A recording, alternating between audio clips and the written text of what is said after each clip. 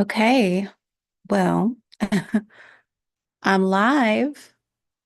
I'm live. I'm live. I'm live. If you can hear me, type something in the chat. If you're watching the recording, thank you for being here. Go ahead and like the video. If you haven't already, subscribe. So, most people think math is cold, hard, lifeless, boring, useless. That's not true. Okay, so if you've ever felt like math was soulless or scary, you haven't seen it like this yet, and you haven't seen it like this before. Greetings and welcome. My name is Yennefer, and I'm actually tuning in live on both of my channels. So you might be here on 7 Channels TV with Yennefer My Aunt, or from my new channel called Sacred Algebra, where I talk about math, mystery, metaphor, all sorts of things. And this afternoon, I'm going to be continuing the deep dive into A Beginner's Guide to Constructing the Universe. So, this book is really powerful. It reveals the deep geometry, some symbolism, intelligence within numbers, like built in sacred intelligence within numbers.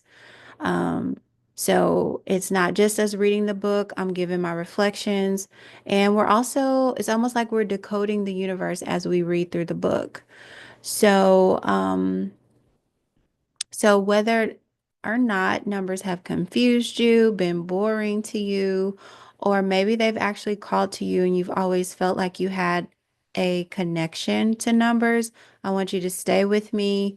We're going to be reading the chapter on the monad from the book. I promise after this reading, you will not see numbers the same. So if you have this book, I would love for you to follow along. I'm just going to tune in and check to make sure that all the tech is working, that I'm actually live. Okay, let me make sure I'm live. I don't see any messages in the chat, so maybe we don't have any, but if you are here, I would love for you to say hi, greet. It is a Tuesday. Okay, so I see that I'm live on one channel. Let me see. May not be on the other one just yet. Okay. All right. Looks like all good. Okay, so let's get started. If you're new to this series, there is the first video linked in the description. Okay. So in the first video, we actually start with the epigraph, the acknowledgments, and the introduction. And so this is going to be chapter 1, Holy One, the monad. Notice that he starts with the number 1, not the number we call 0. So monad, holy one. You cannot conceive the many without the one. The study of the unit is among those that lead the mind on and turn it to the vision of reality. Plato. One principle must make the universe a single complex living creature, one from all. Everything an Indian does is in a circle, and that is because the power of the world always works in circles, and everything tries to be round. The eye is the first circle, the horizon which it forms is the second, and throughout nature, this primary figure is repeated without end. Ralph Waldo Emerson. It is a fallacy of the old schools to divide man into parcels, elements, thoughts, emotions, intuitions, etc. All human faculties consist of an interconnected whole. All are but parts of one stupendous whole. Whence shall he have grief? How shall he be eluded who sees everywhere the oneness? All right. The circle draws us. In the 14th century, Pope Benedict the 12th was selecting artists to work for the Vatican, requesting from each applicant a sample of his ability. Although the Florentine painter Giotto was known as a master of design and composition, he submitted only a circle drawn freehand, the famous O of Giotto. Yet he was awarded the commission. Why? What's so impressive about a simple circle? Give a young child a crayon and paper and observe what he draws. At the earliest ages, children scrawl lines and zigzags. There comes a time when they discover that a line's end can meet its beginning, and they take delight in the loop. It continues endlessly around and creates an inside separate from an outside. Eventually, they come upon the circle. The circle brings the loop to perfection, so round in every direction. Children love to trace circular objects like cups and cans to achieve the fascinating perfection so hard for a young hand to draw. The discovery and appreciation of the circle is our early glimpse into the wholeness, unity, and divine order of the universe. Some psychologists say that the discovery of the circle arrives as the child discovers the self and distinguishes himself from another.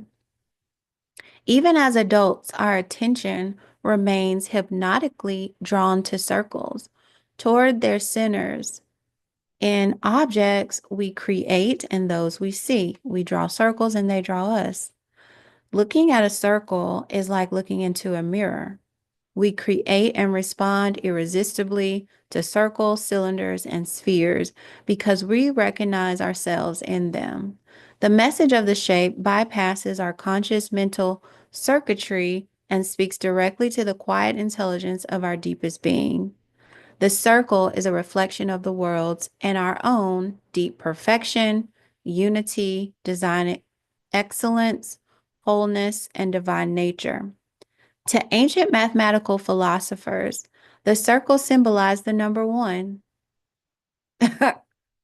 Yeah. So, bingo.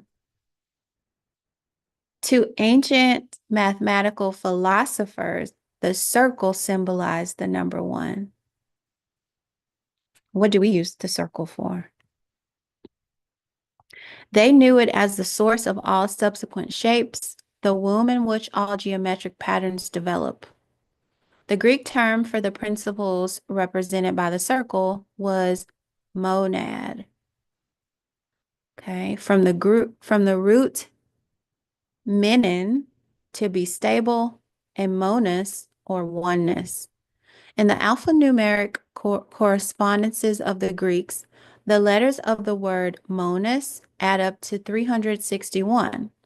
The system allows a difference of 1, so the word for oneness becomes 360. Not coincidentally, as that is also the number of degrees around a full circle. Ancient mathematical philosophers refer to the monad as the first, the seed, the essence, the builder, the foundation, the space producer, and most dramatic, the immutable truth and destiny. It was also called Atlas because, like the Titan upholding the heavens, it supports, it connects, and separates the numbers it produces. Okay, so if we look at these two images here, these are ancient Hindu priests using circular mandalas for practice and concentrating the mind. Wow. And then look at Tide's logo there. The ancient philosophers conceived that the monad breathes in the void and creates all subsequent numbers. Okay. So look at this number here,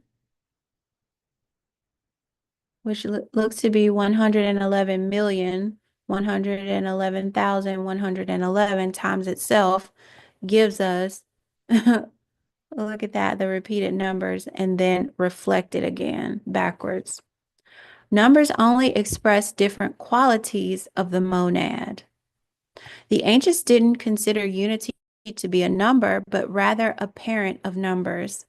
They noted that unity exists in all things, yet remains inapparent. They saw the relation of the monad to all numbers in a metaphor of simple arithmetic. Any number, when multiplied by unity, remains itself. 3 times 1 equals 3. Wow. The same is true when unity divides into a number. 5 divided by 1 equals 5. Unity always preserves the identity of all it encounters. We might say that one waits quietly within each form, without stirring, motionless, never mingling, yet supporting all. The monad is the universe's common denominator. The ancient Gnostics called it the silent force. The universe was carved of this primeval silence. Everything strives in one way or another toward unity. I love this viewpoint of the number one. All right. The Ouroboros, which is Greek for tail biter, a circular snake with its tail in its mouth, appears as a symbol on every continent, representing eternity, not as all time, but timelessness. Hmm. There's more to a circle than just a curved line. It's a wonderful first glyph of nature's alphabet. Every circle is identical. They only differ in size. Each circle you see or create is a profound statement about the transcendental nature of the universe. Expanding from the nowhere of its dimensionless center to the infinitely many points of its circumference, a circle implies the mysterious generation from nothing to everything. Its radius and circumference are never both measurable at the same time in similar units due to their mutual relation to the transcendental value known as pi, which is 3.1415926. When either the radius or the circumference is measurable in whole rational units, the other is an endless irrational decimal. Thus, a circle represents the limited and unlimited in one body. Wow.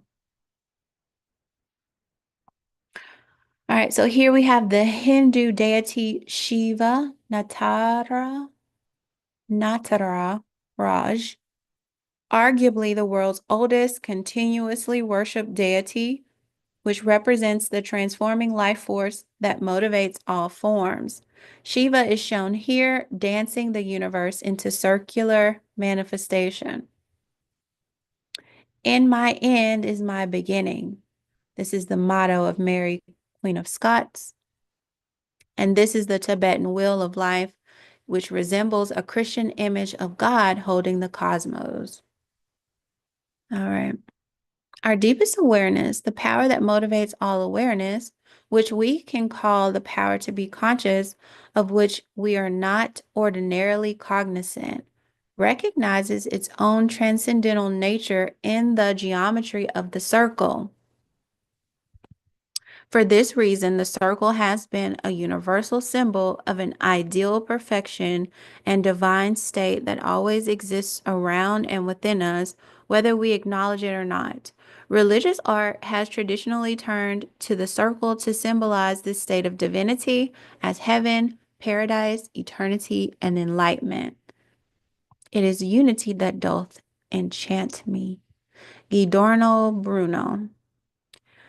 Giotto's perfectly drawn circle communicated this universal idea.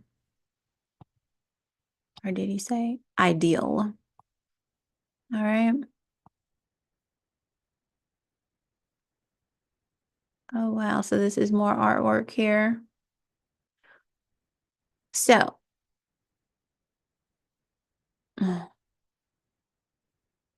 let's keep going.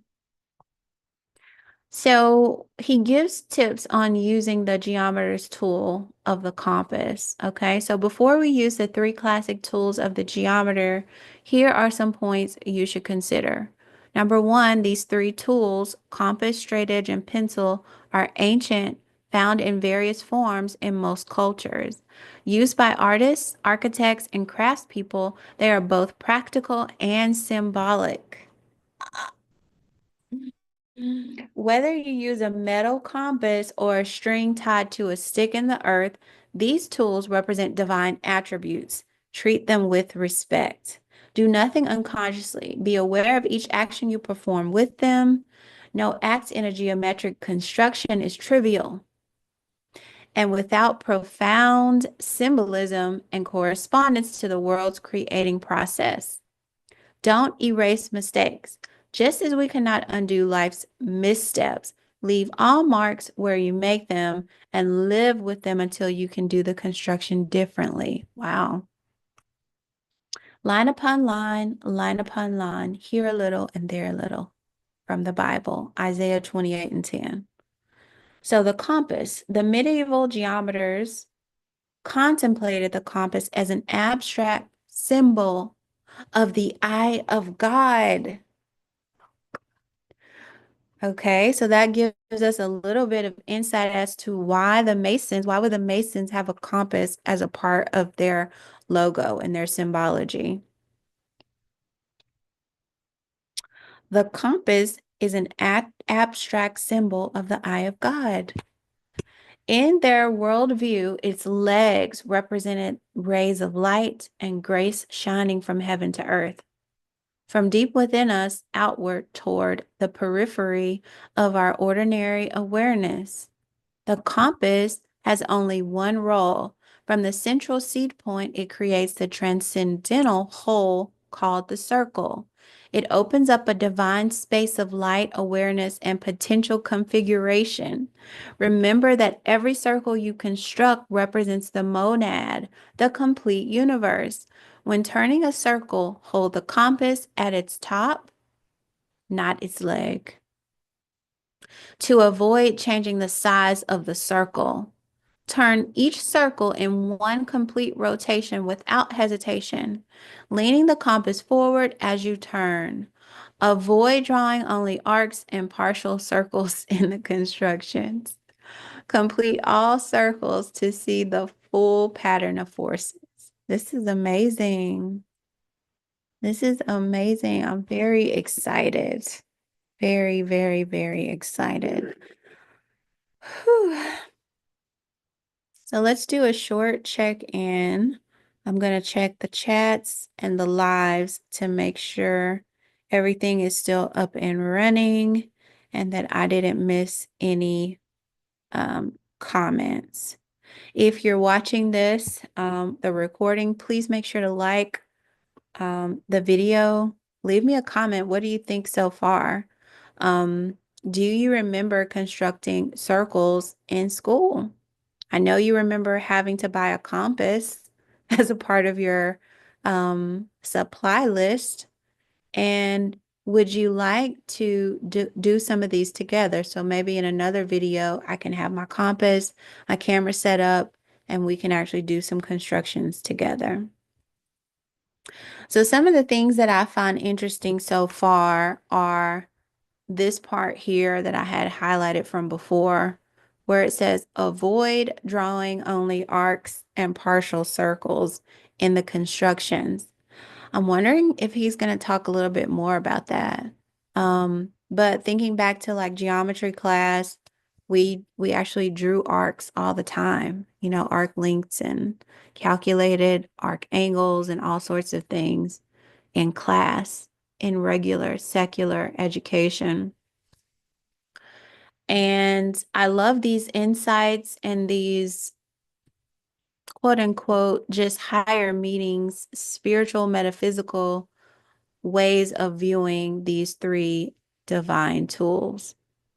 Also, I mentioned the compass being a part of the Mason symbols. If you haven't, make sure you go back and watch that video, The Hidden History of Math or Math is Spiritual, because I talk about that in a little bit more detail. All right, let's keep going. Let's keep going. So let's move on to the straight edge. Straight edge, where circles intersect, points are created.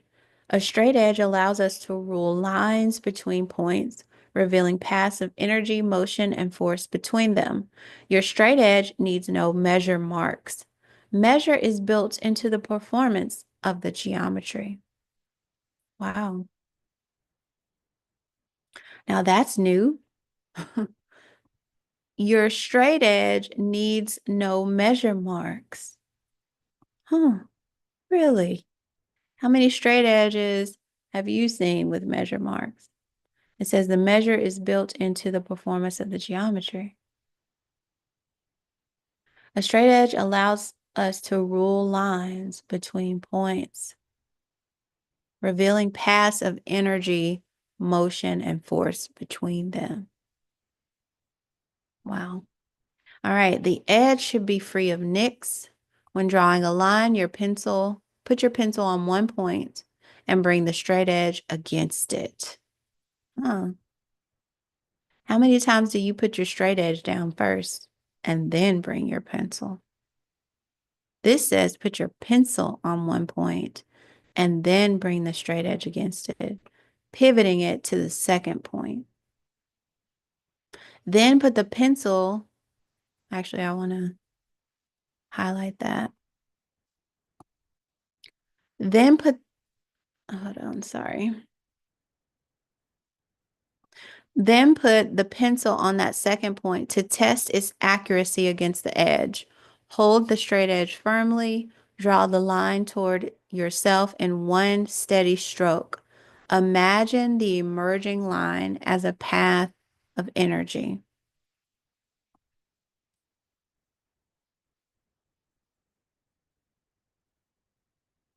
All right, and then let's move on to the pencil. The scribe system, whether pencil and paper or stick and earth, is the means by which an archetypal pattern materializes. The pencil and paper translate divine, eternal ideas into symbols accessible to the geometer's sight. When you commit to creating a pencil stroke, move firmly, steadily, and deliberately without hesitation. Keep the point sharp. Making a point. Creating one central point from which to radiate a circle is the beginning of all geometric construction. Okay.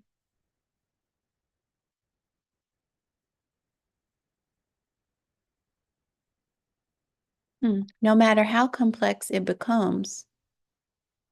The steps involved in any construction or the steps involved in any construction are a metaphor for the stages of the divine, ongoing creating process itself.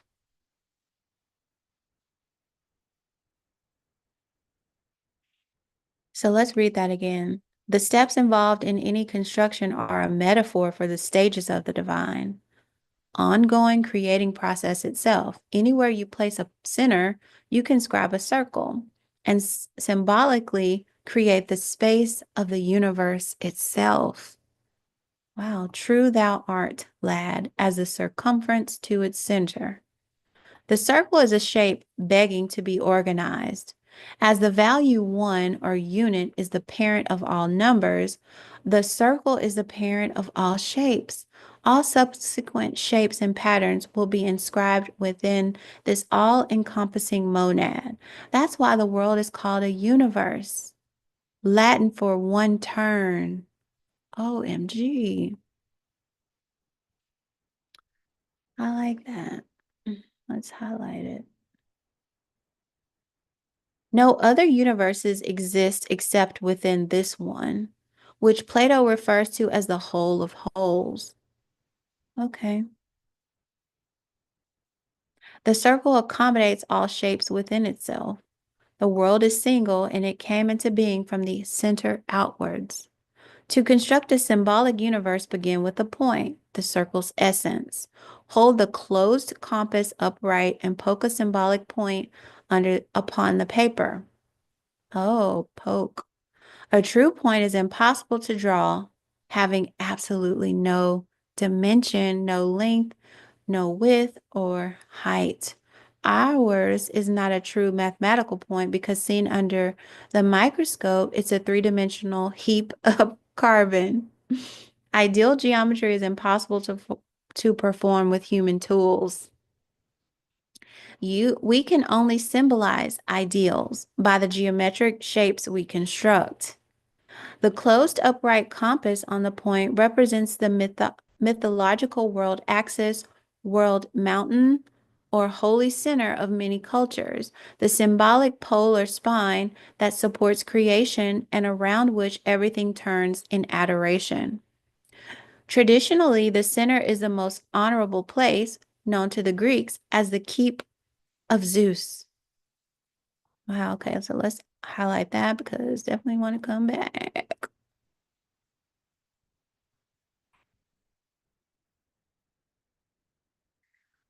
Okay, protector of hearths and boundaries, centers and circumferences.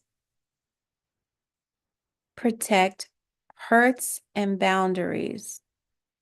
And the source of moral order. Zeus dispensed judgment from the center. Okay. God makes himself known to the world. He fills up the whole circle of the universe, but makes his particular abode in the center, which is the soul of the just. Nothing exists without a center around which it revolves, whether the nucleus of an atom, the heart of our body, hearth of the home, capital of a nation, sun in the solar system, or black hole at the core of a galaxy. Nothing exists without a center around which it revolves. When the center does not hold, the entire affair collapses. An idea or conversation is considered pointless, not because it leads nowhere, but because it has no center holding it together. The point is the source of our whole of wholes. It is beyond understanding, unknowable, silently self-enfolded, but like a seed, a point will expand to fulfill itself as a circle. Geometric construction can be used as a form of meditation. Huh. Oh. Ponder the point as a seed enfolding a sacred mystery. Hold that sense of wonder through the full construction. The one Godhead, secret in all beings, all pervading, the inner self of all, presiding over all action, witness, conscious knower and absolute, the one in control over the many who are passive to nature, fashions one seed in many ways. Wow, that's an amazing quote. We can use this approach to symbolic geometry as sacred geometry by experiencing what the construction process symbolizes within us. We can do this by shifting attention from outside to inside, from the page to its viewer. Consider the point as symbolizing your own center. What center? Dancers and gymnasts gracefully work with the body's center of gravity to balance during motion. Undersea divers walk around at the bottom wearing a 20-pound weight at their groin, the center of gravity. Even when sitting motionless, everyone has a psychological center of gravity. The thoughts, emotions, or desires with which we identify and from which we view the world at any given moment. Through meditation and self-contemplation, we can seek a more subtle center. Our higher or deeper self, the power that motivates the actions, emotions, thoughts, and desires. This center of gravity is not in space, but in pure awareness, the place in you now aware of these very words. Wow. Where do you hear these words? You may believe or doubt that there is such a center, but you cannot doubt the power with which you doubt. This power is the motivating power with which we are conscious, identical to the heart of every natural form and symbolized by the center of the circle. It is the seed of our mysterious ability to be aware. Only during psychological stillness, with no mental, emotional, or desire ripples disturbing the quiet pond of awareness within us, can we consciously approach our own deep sacred center. When you mark a point on paper, contemplate it as representing a center of profound awareness about to expand, construct, and motivate the universe. Wow. Okay. So definitely highlighting this. When you mark a point on paper, contemplate it as representing a center of profound awareness about to expand, construct, or motivate the universe. Then look inward. Silence the voices and seek that center's correspondence within you. As on the smooth expanse of crystal lakes, the sinking stone at first a circle makes. The trembling surface by the motion stirred, spread in a second circle, then a third. Wide and more wide the floating rings advance, fill all the watery plain, and to the margin dance. Alexander Pope, math poem, math poetry. Who knew? All right, to the margin dance. The point is made, the center established. The compass stands upright on it. Now we open the compass. This seemingly trivial act is an important stage in the geometric metaphor of the cosmic creating process. It represents the first archetypal principle of the monad, equal expansion in all directions. Okay, so this is the first archetypal principle, equal expansion in all directions. So we went over the metaphor of the point. Okay. The compass stands upright on that. Now we're going to open the compass. And this is a seemingly trivial act as an important stage in the geometric metaphor of the cosmic creating process. Wow. Equal expansion in all directions. In many myths, the universal creating process begins with an expansion from a divine center. Like the very first biblical command, let there be light, in Hindu mythology, the dimensionless Brahma speaks aloud the word aham, I am, a word made of the first, middle, and final letters of the Sanskrit alphabet, which represents the circle's three parts: the center, the radius, and the circumference. Our own spiritual center, psychological reaches, and outer material form. Wow. That's what I am is? Wow.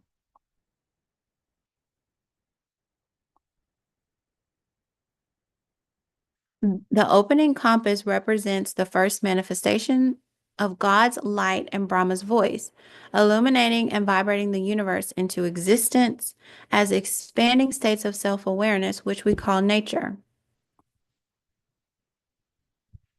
All right, you may want to pause and take a look at the images. I'm going to keep reading.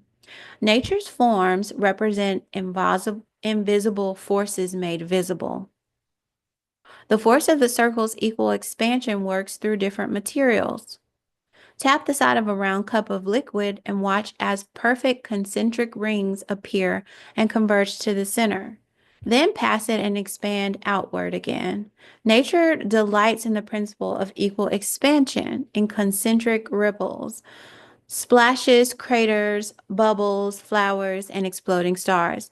As you open your compass, consider that you are metaphorically repeating this first principle of the monad, the opening of light, space, time, and power in all directions. The wave is not the water merely told us about the wave moving by. Hmm.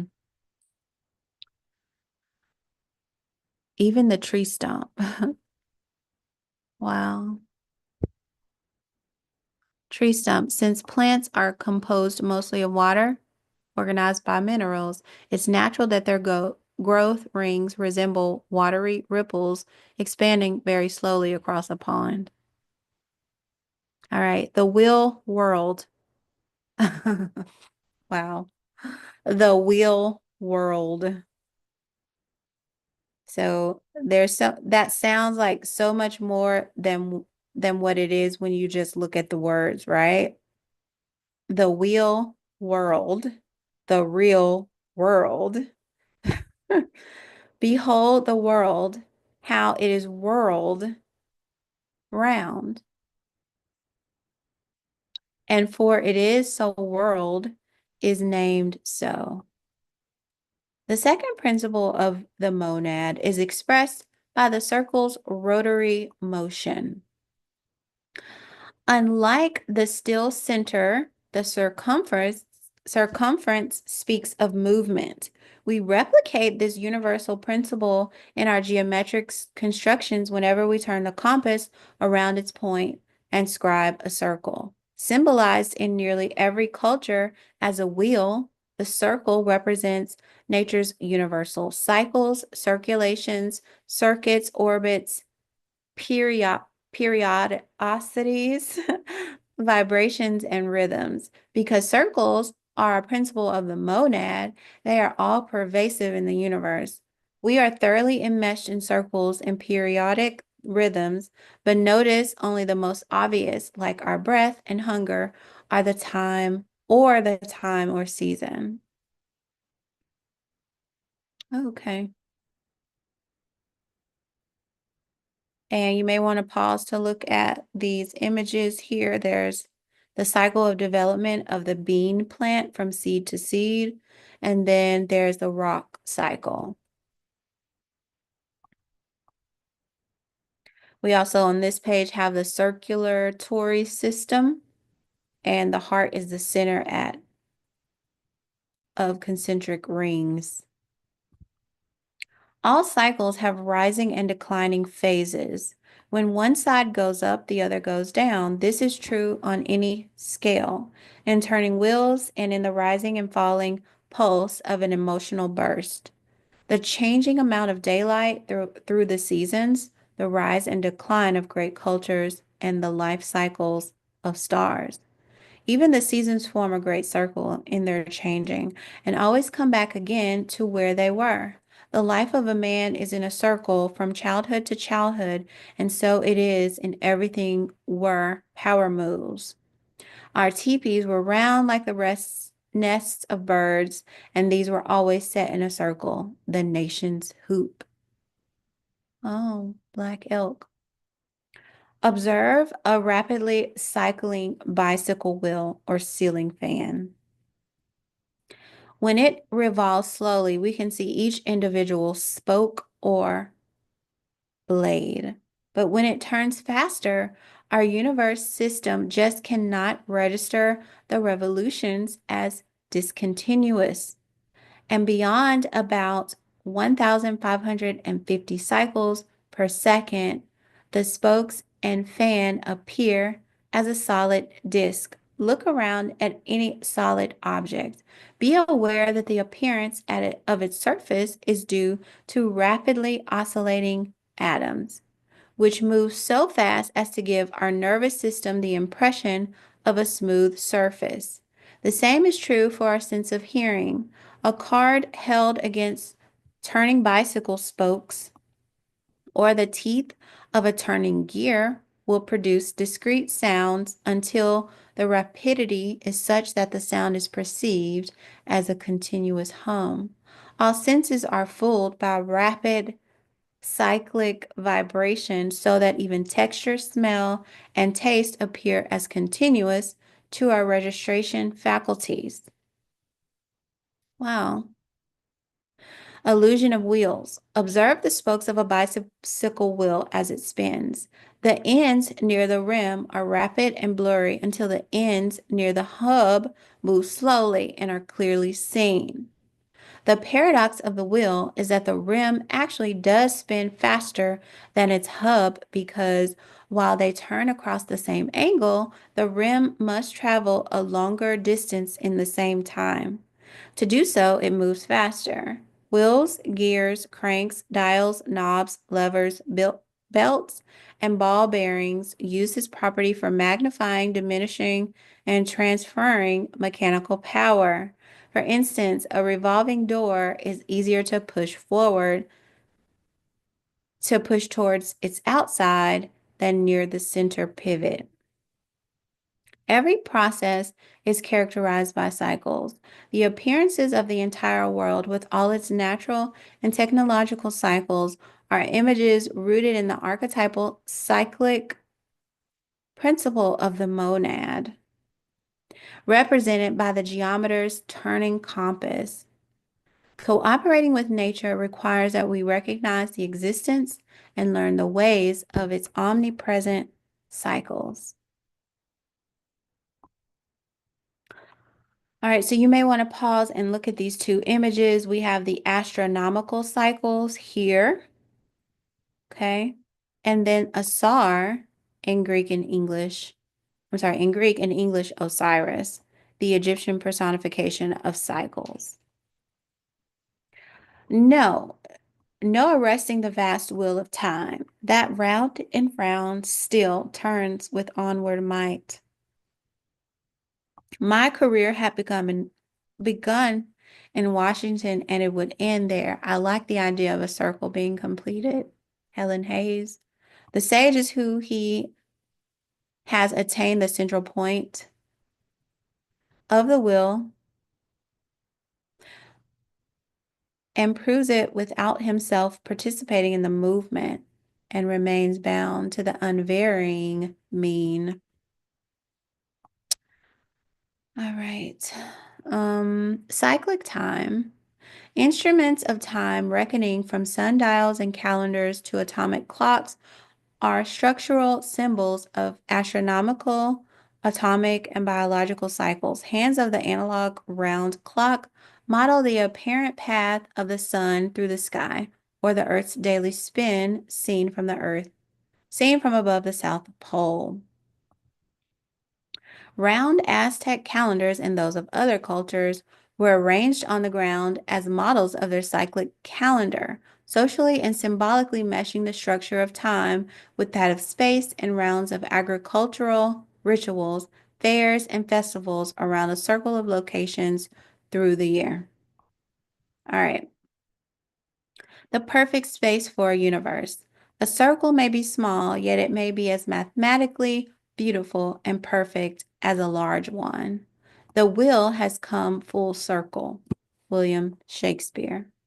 The third all-pervasive principle of the monad involves the area within the circumference. A circle is not just the curve, but the miraculous space inside, which manifests between nothingness, zero-dimensional point, and everything, infinitely many points around the circumference. A circle expresses the most practical and efficient geometric space for natural and human creations to occur. Of all shapes, a circle encloses the most space by the smallest perimeter. In other words, the most enclosure with least exposure. The monad's third principle is maximized efficiency. Look for circles, cylinders, and spheres, and you'll see them everywhere. We have shields. Uh-oh. Okay, and this just became big. We have shields, manhole covers, ring roads, cups and cans, plates, pizza, and round tables. So let's read a few of these. For shields, a round shield gave the ancient soldier maximum protection behind the largest area while employing the least material and having the least weight. Manhole covers. Did you ever wonder why a manhole cover is round? A circle is the only shape that won't fall into its own hole. Really? A square or triangular cover could drop in along its diagonal, which is longer than any side, but a circle's diameter is everywhere the same. All right, let's look at cups and cans. A cylindrical cup or can contains more material within it than a square or hexagonal shaped container made of the same amount of material. Wow. The circular shape allows it to hold more using the least material and weight. Only a sphere would be more efficient, but impractical to stack. Wow. Let's look at pizza. A round pizza uses the least amount of dough to fill the largest space and provide the greatest area of toppings. Wow. A round table is an expression of the equality of the diners. Its maximized surface areas allows them to share more dishes than any other shape with the same perimeter would. Wow. Yeah, because when you're at a rectangular table, there's always like who's at the head of the table and who's opposite to that person. But round tables, everyone is equal. And that actually reminds me of a scene from Game of Thrones. Um, one of those I remember some scenes when the council is all together, and I'm thinking of Game of Thrones, not House of Dragon. Their table is round versus it being rectangular. But when they're at dinner, usually it's a rectangular um, table. So that's interesting. All right, we're almost done. The moving path of a fixed point on a rolling circle leaves an arched trail, maintaining unity. The two shaded portions of each side of the circle have the exact area as the rolling circle that produced them. Verify this by taping a pencil to a metal can and rolling it along the bottom of a wall at a right angle to graph paper on the floor. Oh, so that's like a little experiment. If we wanted an arched trail. All right. And so, yeah, there are two images. When a wagon train formed a circle for protection, it enclosed the most ground while offering the least exposure to attack from the outside. Wow. A simple experiment with a single loop of string and graph paper, chessboard, or checkered tablecloth will prove the supremacy of a circle. Form the loop into different shapes and lay each over the squares of the graph paper. Count the number of squares each shape encloses. Although each shape has the identical perimeter, because the loop's length doesn't change, only the circle covers the most squares. Circles are praised not that abound in largeness, but that exactly round. Okay. Circles are praised not that abound in largeness, but the exactly round. So life will praise that doth excel, not in much time, but acting well. So wow. Okay. All right. This is the last page in this chapter. And look at some of these images. We got a bird's nest. Look at that, circular. We've got a ring road around the city. We've got an igloo African hut. We've got an animal and human builders in all climates prefer circular and hemispherical homes that enclose the largest living space with the minimum exposure while using the least materials, time, and energy to build. The secret of the circle. The monad or oneness expressed as a point and a circle is the foundation for our geometric construction of the universe.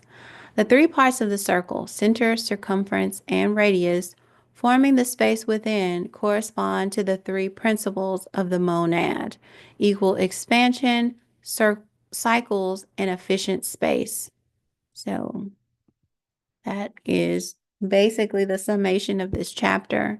These principles, along with the monad's one, I'm sorry, these principles, along with the monad's wholeness, are all pervasive and lie at the foundation of the world's objects and events, as the number one is hidden within every integer. Consider then how lofty and how wide is the excellence of the eternal worth, which in so many mirrors can divide its power and majesty forevermore, itself remaining as one as it was before. Dante. So that was amazing. I think this is uh, amazing. All right, a little bit left. The monad is knowable to us through its expression in nature's designs and human affairs as equal expansion, cycles, and efficient space. Natural structures are universally recognized as beautiful and most efficient. We too are part of the world's harmonious design and can't help but express the monad's principles in the things we do and create. Everything seeks unity. The goal of many religions and mythic ordeals is to return to a lost state of divine oneness. But we have no need to return to a state of oneness because unity is axiomatic exomatic, and we already are integrated in it. Barely recognizing our situation, here and now we live in a whole and beautifully harmonious wonder world.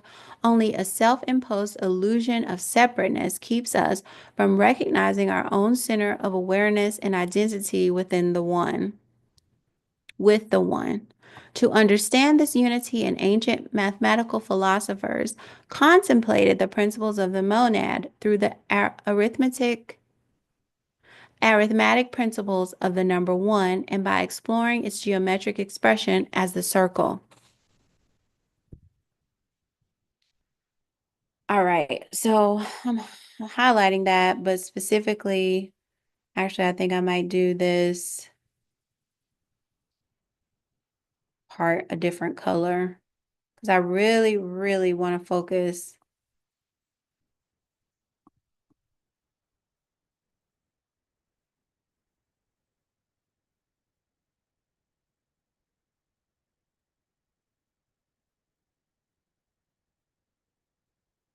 on that last part.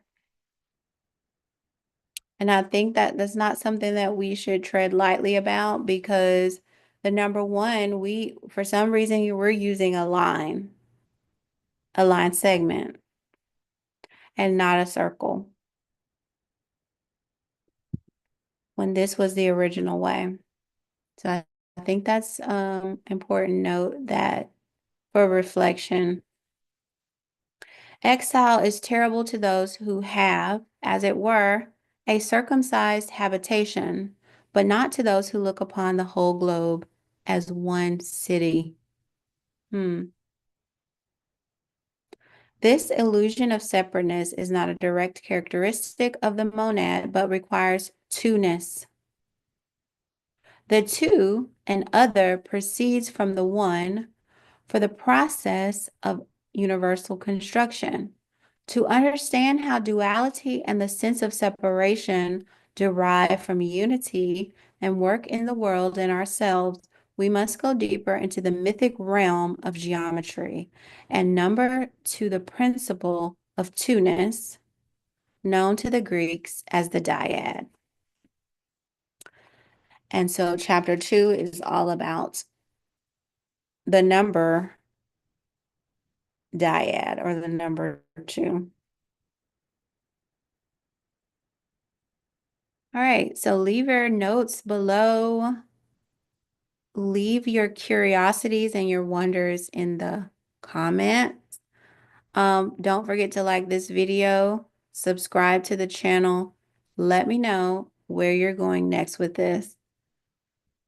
And I'm gonna get out of here, you guys. I have fun. I learned a lot, and I'll see you on the next go round. Until then, adios.